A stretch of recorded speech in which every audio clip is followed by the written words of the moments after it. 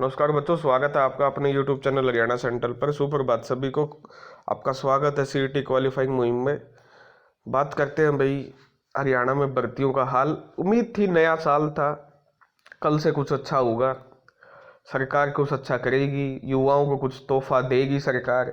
लेकिन वही डाके तीन पाँच सरकार का कोई फर्क नहीं पड़ता कि नया साल है, त्यौहार है, बच्चों को कुछ कर दे, खुश कर दे। कुछ भी नहीं किया सरकार ने, बल्कि कल मीटिंग होनी थी डी ग्रुप के रिगार्डिंग, उस मीटिंग को भी आपका क्या कर दिया, कैंसिल कर दिया। ठीक है, तो अब मुद्दा वही अटक गया कि अभी तो इनके पास देखिए 6-7 को एग्ज़ाम है। ठीक है, उसके बाद 13-14 को एग्ज़ाम है इनके पास।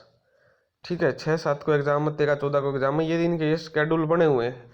उसके बाद ये ज़्यादा से ज़्यादा 20-21 को भी ले लेंगे, एक दो ग्रुप और बचेंगे।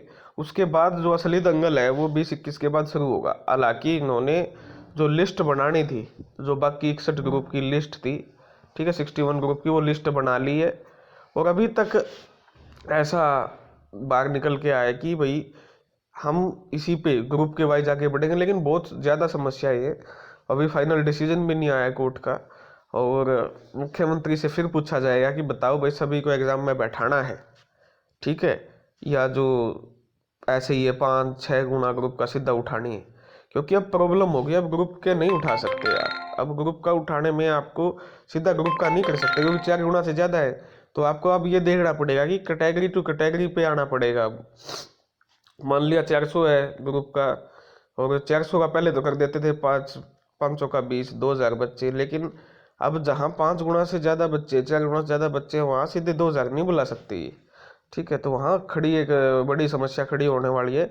लेकिन हमारी तो यही मांग है माननीय कट्टर ईमानदार चेयरमैन भोपाल सिंह खदरी से और मनोहर लाल मुख्यमंत्री से कि भाई आप इन बच्चों को एग्जाम में बैठाइए। इन बच्चों से किस प्रकार की आपको नफरत है? चुनावी माहौल है, रैलियों पे रैलियां स्टार्ट हो चुकी हैं, जनवरी, फरवरी और मार्च। फरवरी तो ऐसे जाएगी फरदन ही, बची क्या आपकी? अब बचा कुछ भी नहीं। 12 से 15 मार्च तक आपकी आचार संहिता लग जाएगी। इसका मतलब आपकी सोच तो विधानसभा तक चली गई। चुनाव अब स्टार्ट हो जाएंगे, और एक बार चुनाव का जब बिगुल बज जाता है तो फिर पीछे कदम नहीं खींचे जाते। तो ये भारतीय जनता पार्टी को ये बात समझनी पड़ेगी कि ये क्यों बच्चों को तड़पा रहे। 1,65,000 बच्चे आपके क्या है प्रेफरेंस भरी।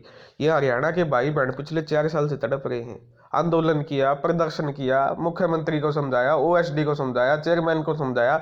चेयरमैन के वो ये क्या नाम है, डिफरेंट डिफरेंट, कोई पानीपत उठाएगी, कोई महेंद्रगढ़ उठाएगी। इनके जो मेंबर बना रखे हैं, इन मेंबर का काम किए हैं। ठीक है, इन बता दे तो अनपढ़ है, इन नुए नहीं बेरा की करना है, की लिखना है, उठा के वो कितने तो मेंबर बना दे हैं। अब जब तक ये आप मेंबर का ये खेल करोगे, वो किसी स्टेट से अपने मतलब अपने पॉलिटिकल बेनिफिट के लिए बंदों को एडजस्ट करेगा, ये भर्तियाँ पूरी हो ही नहीं सकती।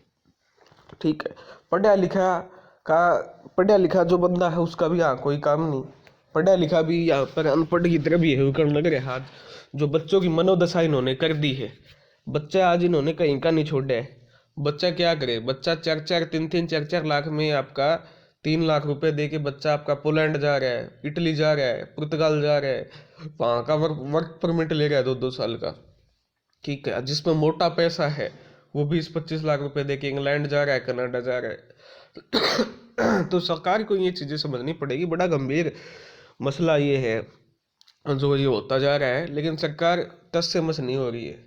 ठीक है, सरकार को एक रोबस्ट सिस्टम बनाना पड़ेगा। अगर इनके बस की बात नहीं है तो एक आपकी कमेटी बना सकते हैं 4-5 बच्चों की, जो पढ़े लिखे बच्चे हैं, जिनको इन सारी चीज़ों का समाधान पता है, वो जल्द से जल्द आपका समाधान निकाल देंगे। नहीं तो इनको जितना नुकसान पॉलिटिकली हो रहा है या हो चुका है, उससे ज़्यादा नुकसान होना अभी बाकी है। अभी भी टाइम है। भारतीय जनता पार्टी अगर ये समझ जाए कि वो मतलब खून के आंसू रुला रही है, अगर एक बंदे का पीछा छोड़ दे, अब तो वो एक बंदे की पीठ पे मतलब सवारी कर रही है, मनोहर लाल मुख्यमंत्री की पीठ पे। और भारतीय जनता पार्टी का जो नेतृत्व है, अब वो विप्लव देव है, वो त्रिपुरा के हैं। आदमी को देसी आदमी हट रखना चाहिए था, उसने बेरा हरियाणा की तासीर का तो विप्लव देव जी ने त्रिपुरा का उसने किया हरियाणा की तासीर का बेरा। ईसाई विप्लव देव हो गया, ईसाई खट्टर हो गया, ईसाई और तो कोई है ही को नहीं, वो किसी की तो सुनते ही को नहीं है। जो आम नेता है ये तो नहीं ये तो भाई साहब इस स्ट्रैटेजी पर चल रहे हैं। मोदी जी क्या करेंगे? अपने हिसाब से टिकट बंटवारा करेंगे। ठीक है भाई, वो मध्य प्रदेश में चाल गया, राजस्थान में चाल गया, छत्तीसगढ़ में चाल गया, उगे कौन नहीं चाल रहा वो, यो हरियाणा है दोस्त, यो हरियाणा है, उगे कौन चाल रहा सिस्टम। ठीक है, सारी भर्तियां फंसा के खड़ी की, और टीजीटी की जो भर्ती है उसमें कोई भी समस्या नहीं है 1% भी। प्राइवेट का एक्सपीरियंस पे एक केस है, ठीक है, एक केस सी टेट और एच टेट वाला है, जो कि भाई पहले इन्होंने सी टेट एच टेट की इक्विवेलेंट कर दिया था, बाद में वापस ले लिया। तो ना तो ये केस कहीं स्टैंड करेगा, क्योंकि प्राइवेट का एक्सपीरियंस तो दुनिया करे बैठी है, और जब आपका लिख ही नहीं रखा। दूसरा case CTET HTET वाला, इसका कोई औचित्य नहीं है, अब बहुत ज़्यादा 1 साल होने को है। तीसरा जो केस है ये अब 5 नंबर वाला बाद में हुआ है, तब तक तो टीजीटी का रिजल्ट निकल सकता था। अब ये इतने बेवकूफ़ है, टीजीटी की तो भर्ती रोक के रखी और पीजीटी की ज्वाइनिंग पहले दे रहे हैं। इससे एक बात साबित, सिर्फ और सिर्फ एक बात साबित होती है, इनका एजेंडा ही नहीं है नौकरी देने का। इनकी साफ मंशा ये है, यही जो बच्चे हैं पीजीटी में लग जाएंगे साले, और पीजीटी में जब लग जाएंगे मेवात काडर में, उसके बाद टीजीटी का रिजल्ट निकाल देंगे, ये छोड़ के टीजीटी ज्वाइन कर लेंगे, और ये वैकेंसी खाली रह जाएंगी, और फिर इनको कौशल रोजगार से भर देंगे। इनका एजेंडा पक्की नौकरी देने का है ही नहीं। चाहे तुम इतने है ना भैंस के आगे बीन बजाने वाली बात होगी, चाहे भूंड को कितना ही चप्पलों से पीट लो, अगर उसमें जान है तो वो फड़फड़ाएगा, वो वाली बात होगी।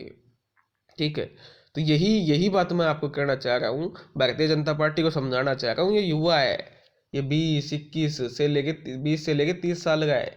आज अगर इसको तुम चोट मारोगे दिमाग पे, प्रताड़ित करोगे इनको मानसिक रूप से, तो ये आगे 20 25 साल याद रखेगा। ठीक है, और भारतीय जनता पार्टी का कहूँगा, ये तो 10 साल राज कर चुके हैं ये इंसान, तो आपको सोचना है। आपके ने उसको क्या नाम है, आपका जो संगठन है आरएसएस है, उसको सोचना पड़ेगा कि हरियाणा में चल क्या रहा है, सिस्टम क्या चल रहा है।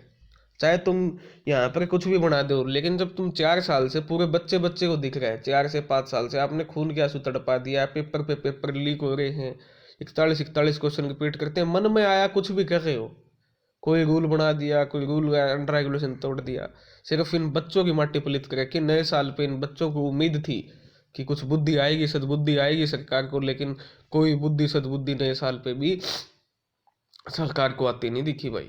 आज दूसरा दिन है, 1 तारीख थी, दो, आज 2 तारीख, 1 तारीख को मीटिंग होनी थी और मीटिंग और कैंसिल कर दी, बताया अस्थायी टाइम के लिए, कोई खुशखबरी आती।